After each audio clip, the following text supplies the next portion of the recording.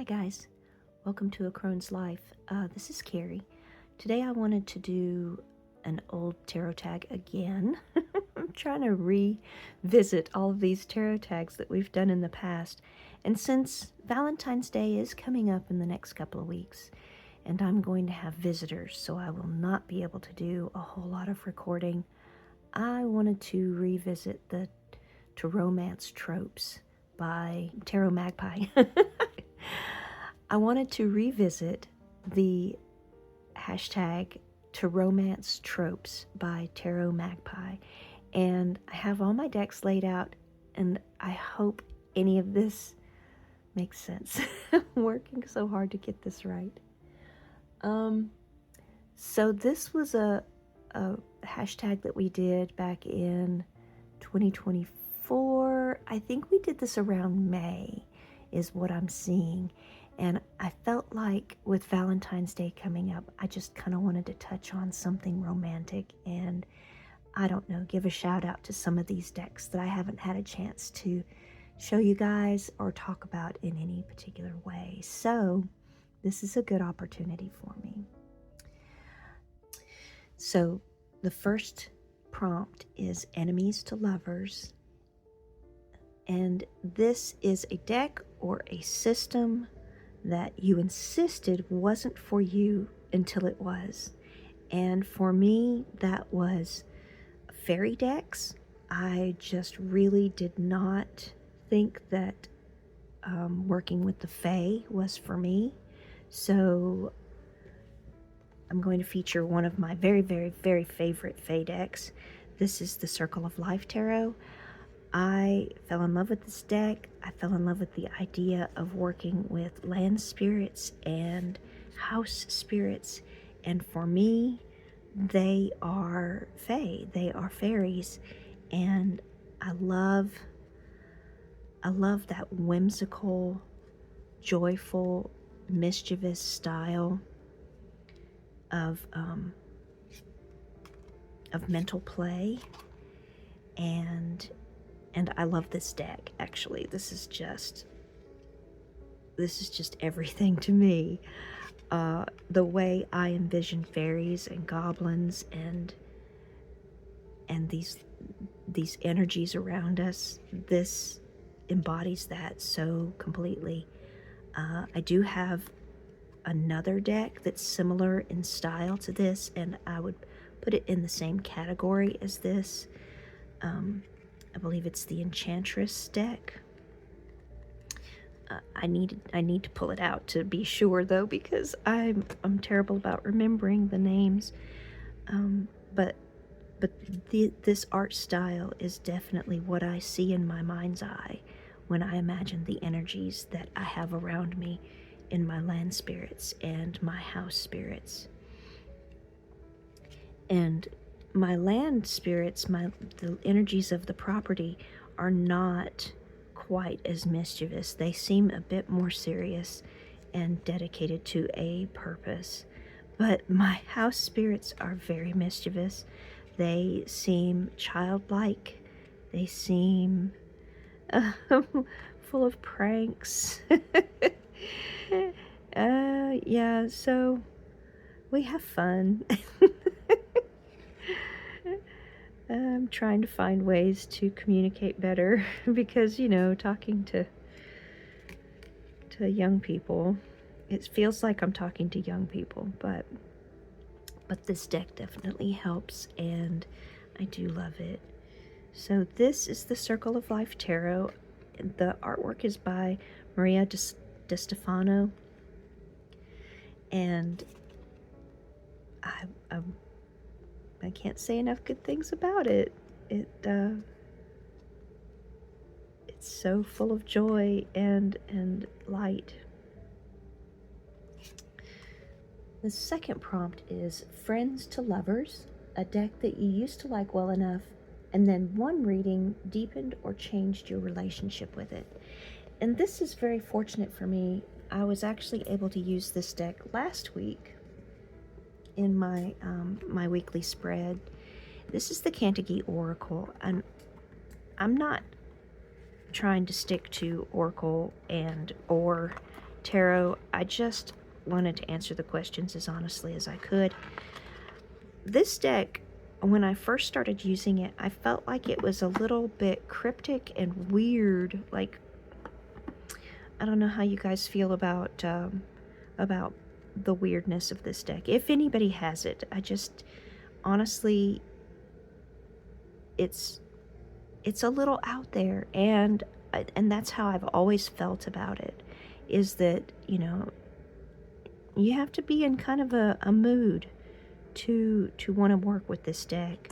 But last week I just put it in rotation and I started working with it, and the guidebook is so incredible. I just decided to read everything on the pages, and I got this card. And it meant so much to me. Like, there were so many different messages in each card, and it made so much sense. I got this one a couple of times, the Unburdened Bones.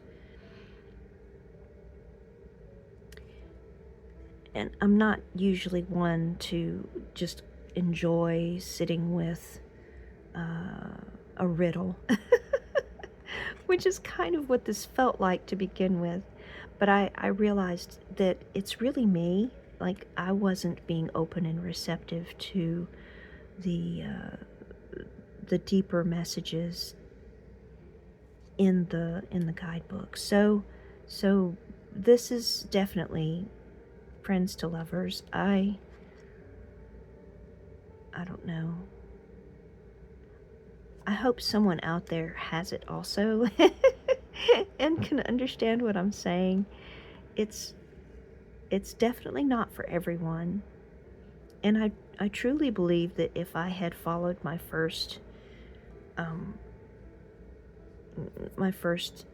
feelings, the initial reaction I had to this, if I had followed that, I probably would have moved this deck along and found it another home. But I'm glad I didn't, because it has more to offer to me than I've given it credit for so far. So it's gonna be a regular in my rotation.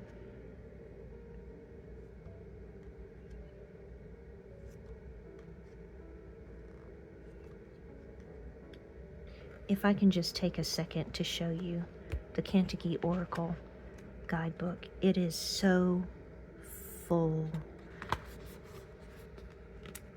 of information. Like, right here is the story. You're continuing a story, and then you've got keynotes, and this is just touching on parts of the story that you need to pull out for yourself in the reading.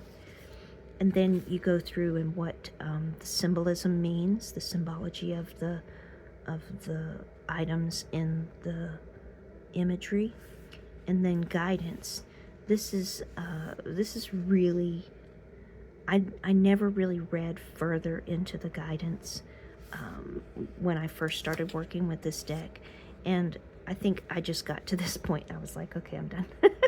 But the guidance is great. It's got so much good advice. It has all kinds of ways to look at the card and put it in perspective with your reading.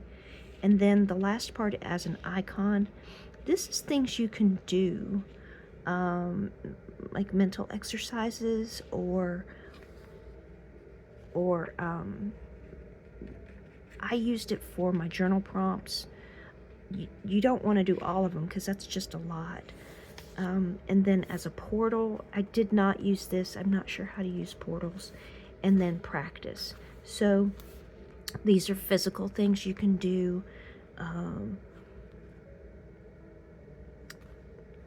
And then there's creative prompts and the ecological connections, and it's just so full.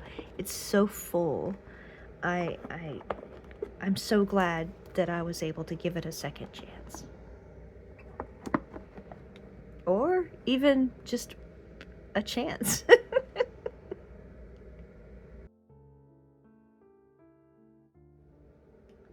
The third prompt is forced proximity, a deck you used for a month, took on holiday, made yourself work with, that changed your relationship with it. And I'm going to say that is the Margaret Peterson Tarot.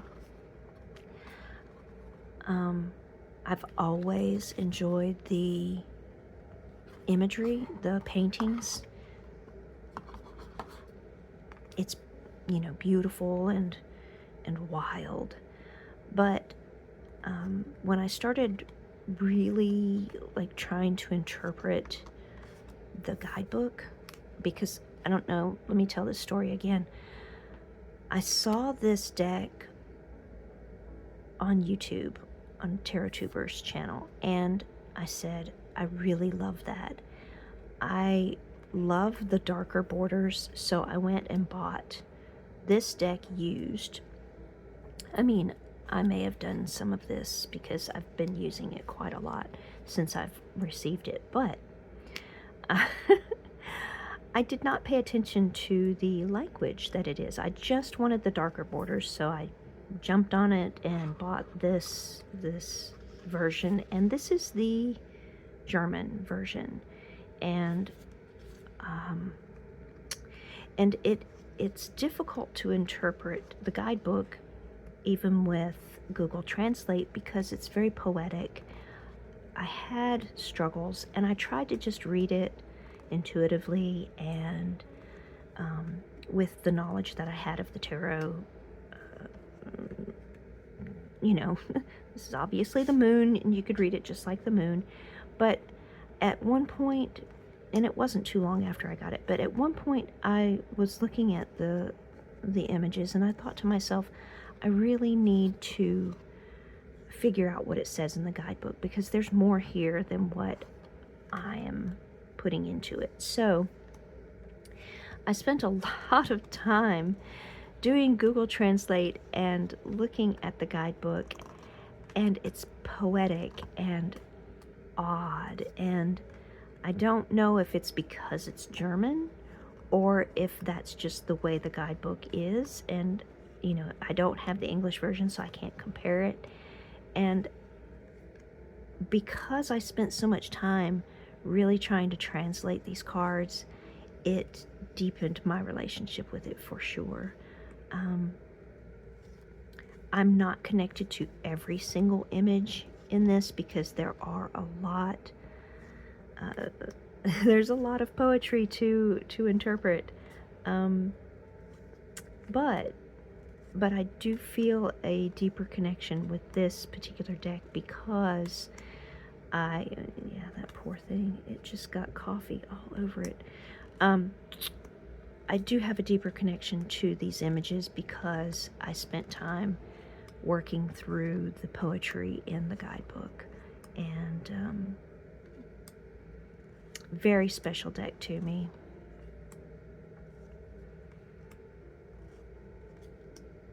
And I think another thing about this deck, and is kind of off, maybe not off topic, but I think this deck grows with me. When I look at the images, I'm not stuck in time with the readings that I've had in the past. I feel like there's so much expanse.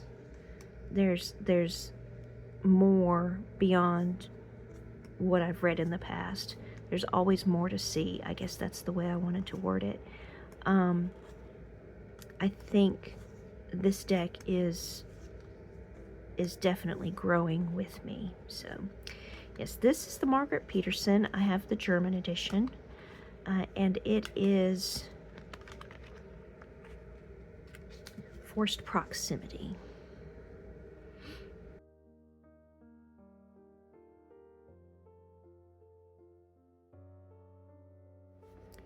So number 4 is Soulmates. It is when it was just meant to be a deck that you fell in love with immediately. And I will be honest with you guys, I fall in love with decks all the time. So my pile of answers to this question could be tall. I could have so many decks to answer this question, but because I wanted to touch on the most recent things I've felt, or just the ones that came to mind more immediately. I'm going to show you the Horror Tarot. And I don't know why. I know you guys have probably heard me say this before. I don't know why I thought this was going out of print.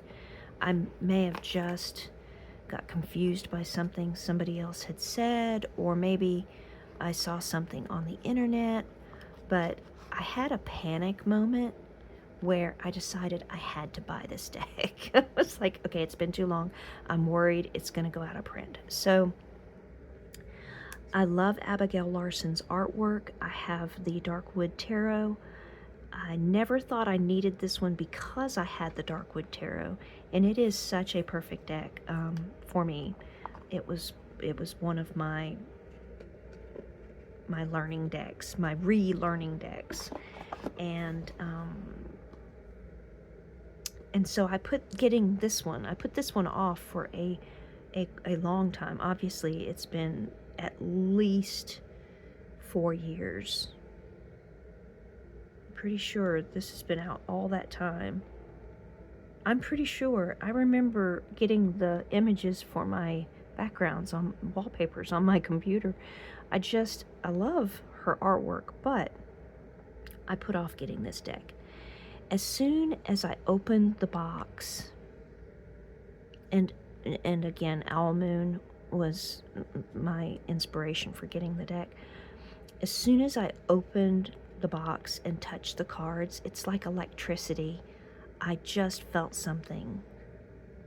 And again, that happens with several decks. There's quite a lot of love in my collection, but it was evident with this deck. Just, I couldn't believe the chemistry, the electricity that I felt when I touched the cards.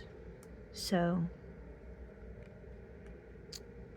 I have not worked with it yet. I just know that this is a permanent installment in my collection. I will not get rid of this deck.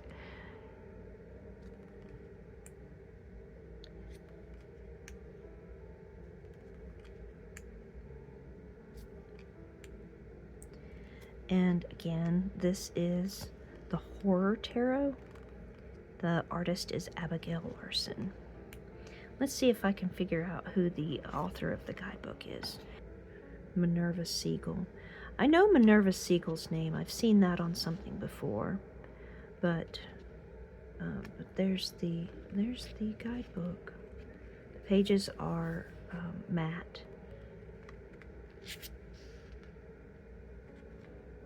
Very nice book. And the minor arcana is a lighter color of page than the major arcana. Beautiful, beautiful. So again, this is the Horror Tarot by Abigail Larson and Minerva Siegel. I just want to keep showing you the cards. Sorry.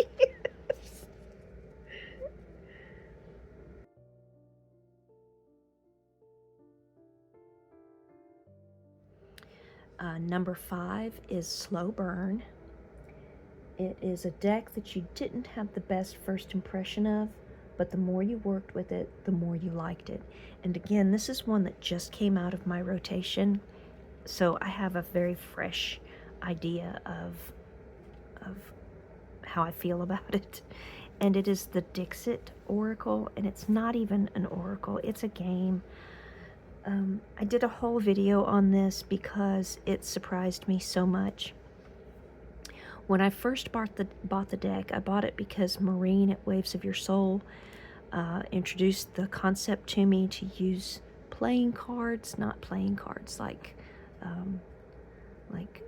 yeah, okay, but like game cards, gaming cards, board games, and different kinds of card games.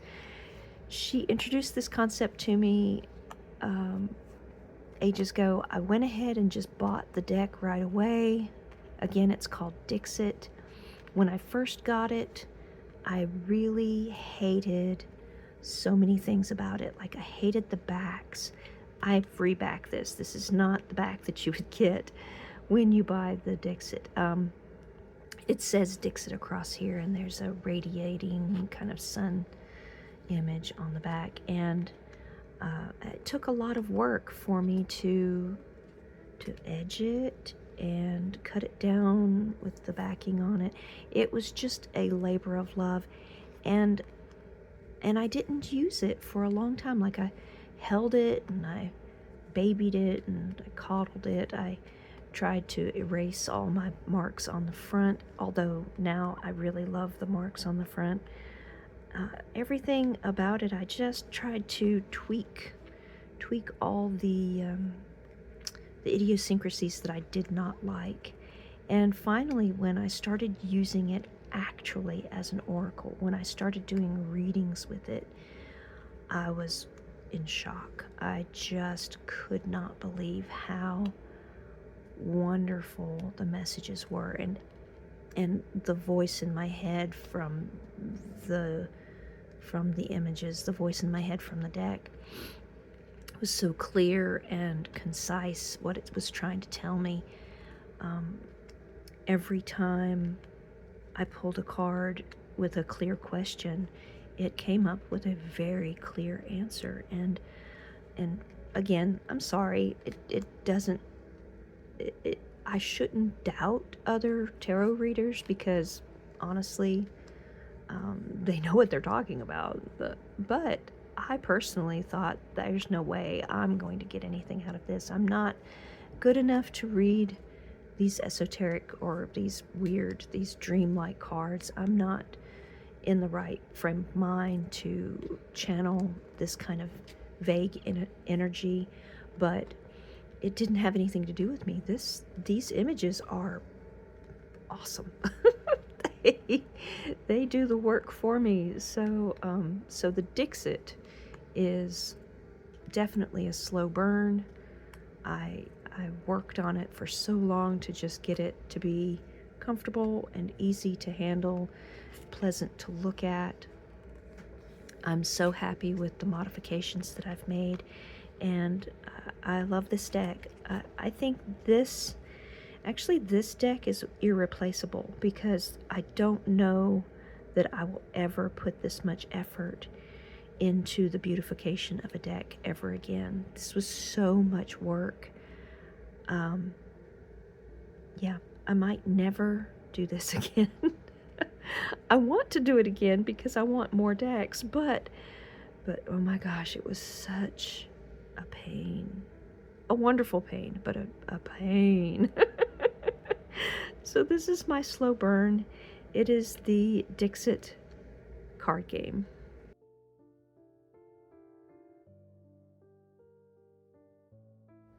So number 6 is Opposites Attract.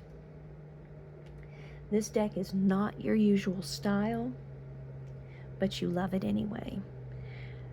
I want to be as kind as I can be about this deck, so I will not say all the reasons why it is opposite for me, but I will show you the cards and tell you all about it.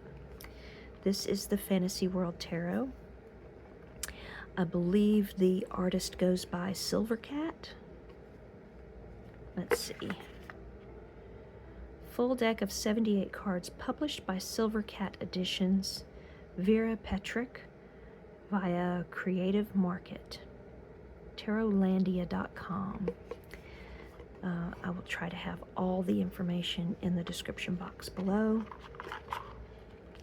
These are the backs. I don't know what compelled me to get this deck. I believe I saw it on a tarot reader's website. You know, they charge for online tarot readings, and I was compelled to buy it. When I received it, I won't say what I was thinking. But after using it, I realized this is a wonderful deck. It reads beautifully, and I do absolutely love fantasy creatures. So we're just going to spend a minute looking at these really cool images.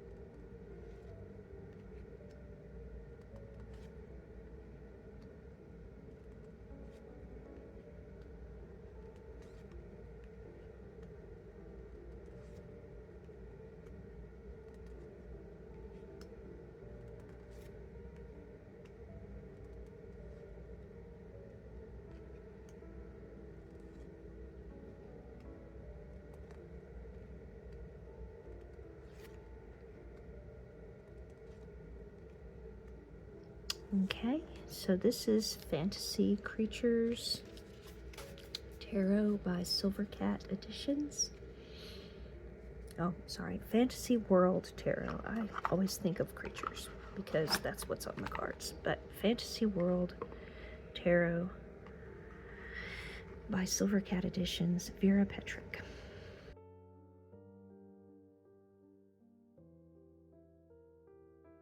Number 7 is Blind Date.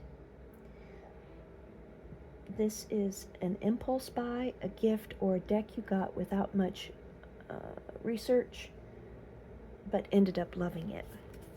So this was a gift. This is the Depths Tarot. I don't know that I've ever known who does the artwork because they don't have their name on the box. I'll see if I can find it, of course. But this was a gift from my husband for one of our anniversaries. When we were traveling, he pulled this out and gave it to me.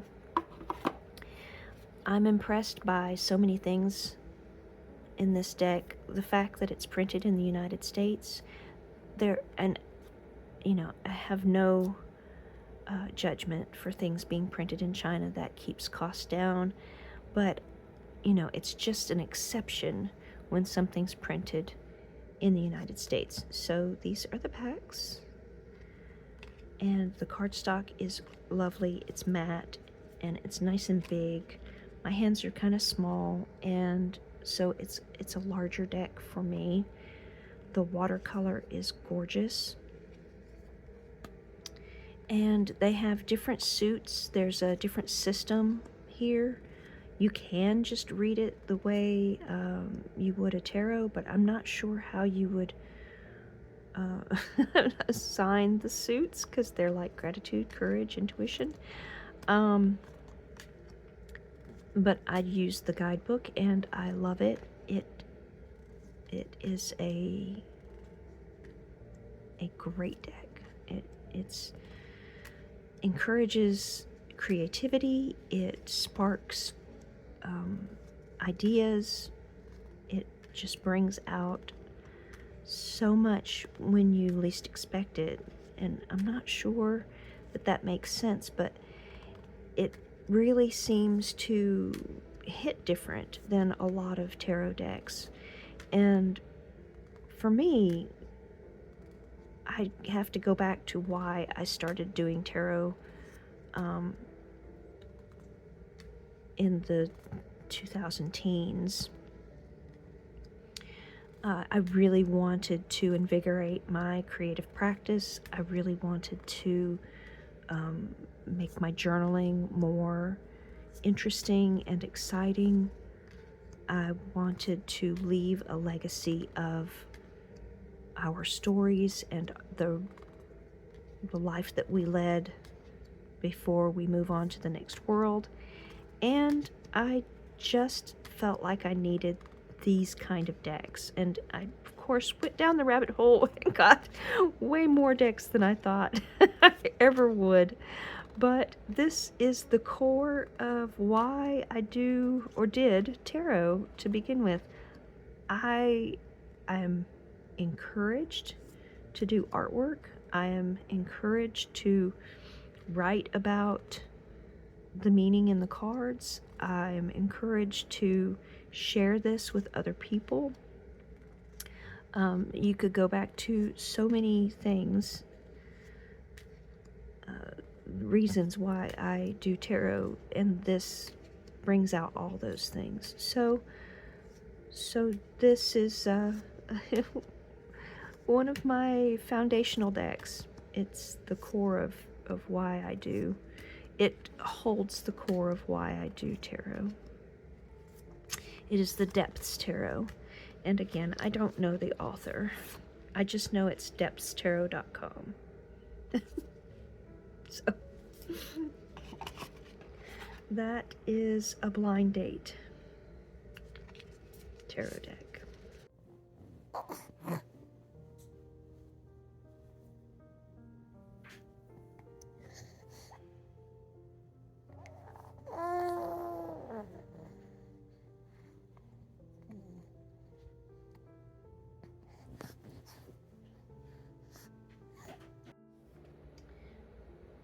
Number 8 is a second chance. A deck you plan to get rid of that worked its way back into rotation, or a deck that you did move along and you ended up repurchasing. So I quite literally pulled this deck out of purgatory a week ago. I was thinking about giving a box of decks away, and this was in it. There's so many things wrong with this deck. I have frustration with the company. This is Mineo. I don't want to tell anybody what to do, but anybody who needs my advice is do not back Mineo on Kickstarter. Do not buy their decks. They are only making decks to sell them. They have no passion for tarot. They don't seem to. In my experience, and I backed 3 of their decks. Kind of, it was back to back to back, so I really didn't have an opportunity to hate one. Before I backed another, I was excited about the quality because these are linen finish. They're gorgeous cardstock. The gilding is the softest edges. Yeah, the luxury of these cards is intoxicating, but the imagery lacks soul, maybe. The 2 other decks that I got from them, I literally hate them. I will not keep them. I will find them another home, or I will destroy them and put them into pieces of artwork. But this deck I thought needed a second chance because it's not quite as bad as the other 2. It's Anima Soul. Yeah, let me see if I can show you Anima Soul Tarot. And basically what they did was they computer generated animals with people bodies.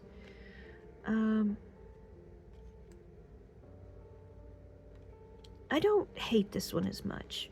I'm gonna give it another chance. The more I've touched it and thought about it since I've pulled it out of the box, I think I can work with this. I need to probably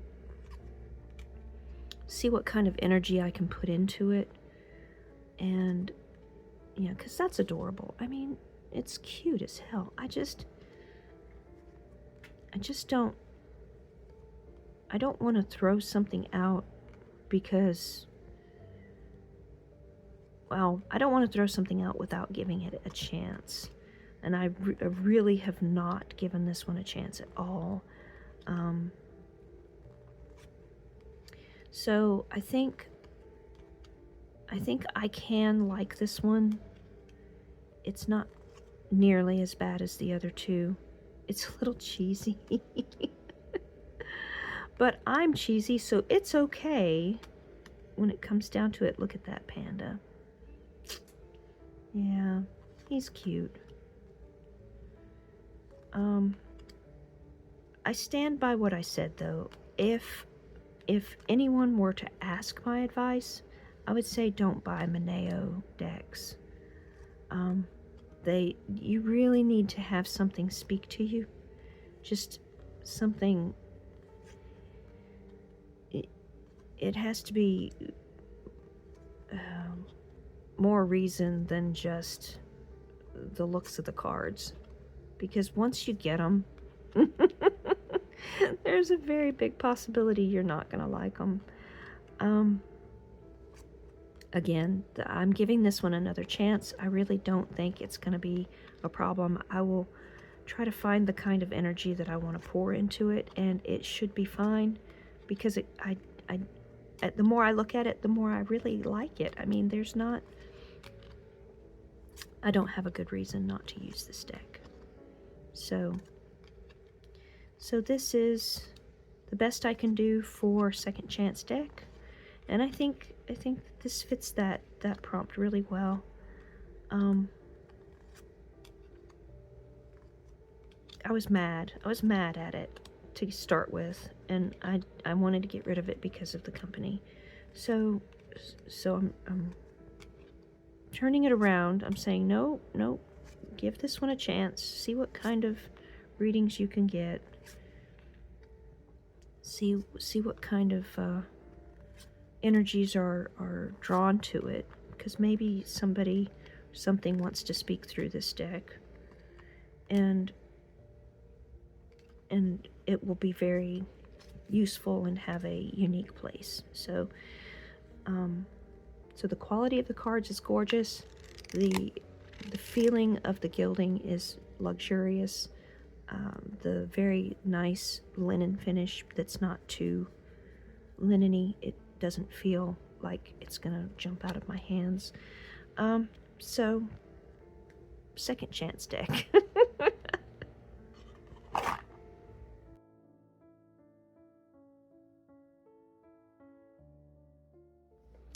Number 9 is Unrequited Love. You really want to love this deck, but it doesn't love you back yet. And yet is, yet, maybe yet.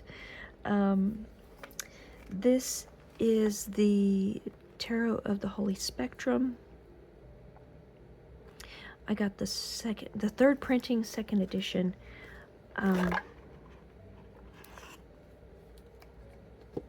I remember seeing this on different people's channels, and I had a love-hate kind of feeling about it. Like, I love the colors. I love how when you lay it out, it has the spectrum of colors, the rainbow effect. Of course, all of the major arcana are black and white with the color pop, but the suits are all bright, brilliant, gorgeous colors. And because I waited so long to get it, I could have received the brighter edition. I can't remember what it's called, but it's like a silver edition. The box is mirror, I think. I decided to go with the original setup because it just seemed safer. There's something about the images. It's very... and I have no idea how they created the images, so forgive me for I'm supposing here. I'm using any kind of graphic knowledge, but it seems very computer-like. Something you'd see in a video game from the 90s. And maybe that makes it less personal to me. But it doesn't talk to me right now. And I'll probably just have to force myself to throw it into the rotation. I may have to find it a companion deck to bring it out of its shell. But it definitely seems less human, less empathetic than my other decks. And I don't have a problem with the looks of it. I just think that it's the style of art is what keeps me from connecting. And I need to find a way to move past that. Or, yeah, if it would just talk to me, if it would just give me a sign of life. Isn't that a funny thing to say? A sign of life. Proof of life. I would be very excited and happy to read with it all the time. But I just haven't had that connection. Isn't that a beautiful card?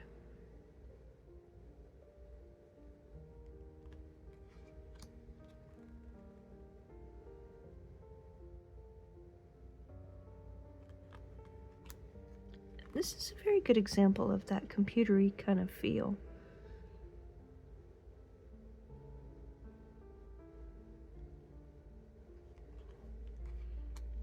But I think it's going to be good. We just need to find a connection, and we haven't found it yet.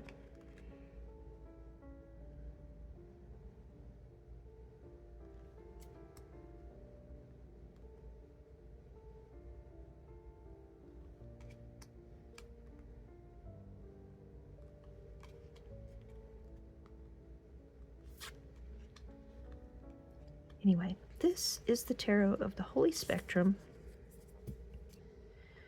Chase Voorhees, 2023.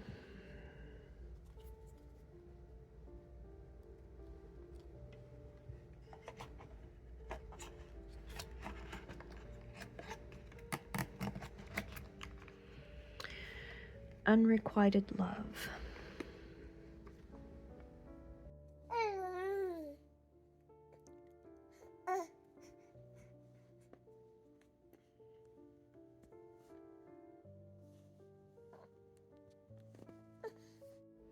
So number 10 is the last Taromance prompt. It is the love triangle.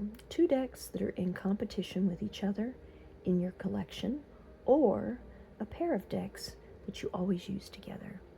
I do not have a pair of decks that I always use together, but I have lots of decks that are in competition with each other.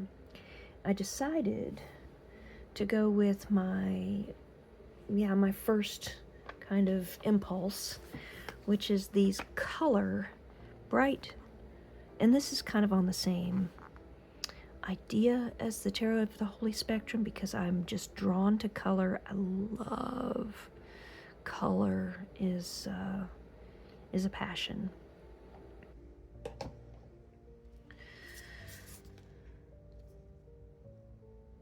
Sadhana. That's how I would say it, Sadhana Tarot.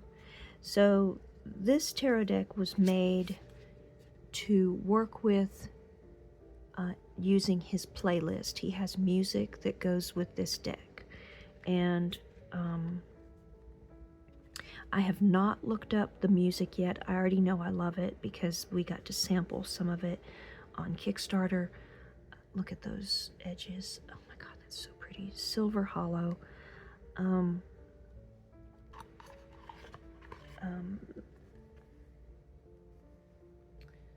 This is Elemental Strength Tarot.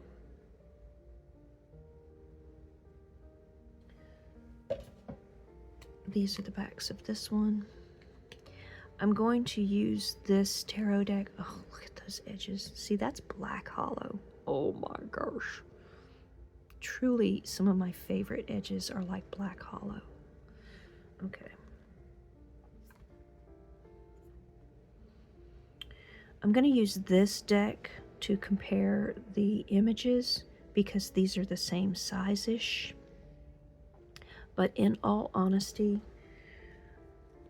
when I backed this elemental strength tarot, it came with a smaller size, and this deck, of course it's the same deck, but this is matte finish, and being small, it fits my hand. This is the deck that I use. I say it's matte finish. It's actually like a linen finish, but this is the deck that I use when I use this deck. This is glossy, which is fine and everything. I don't mind glossy, but this is so much more comfortable. I love this deck. Out of these two. But these two definitely compete with each other. I'll show you.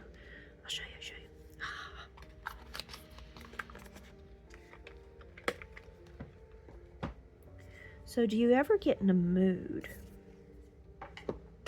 where you just have to have a particular thing? Like, I have to have color.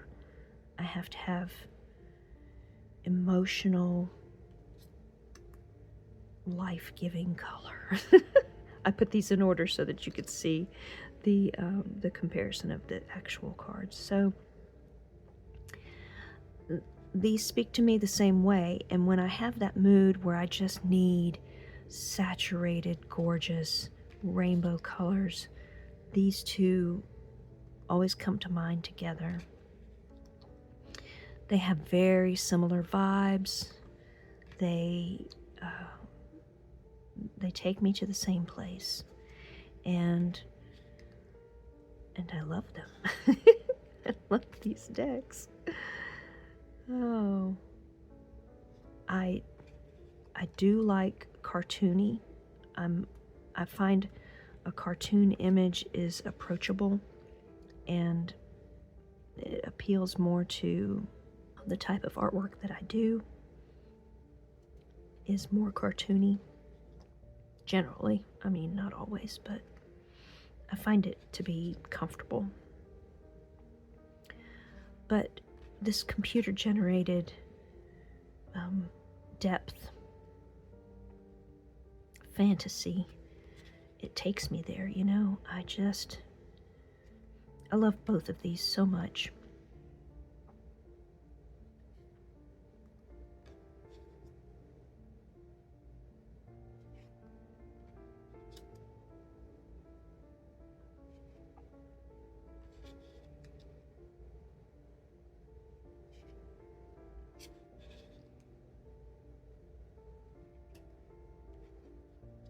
Oh, maybe I should use them together. I don't know. Okay, I've gone off. I have wands over here and cups over here, but sorry, I didn't check to see what order my suits were in. I think we can tolerate it though.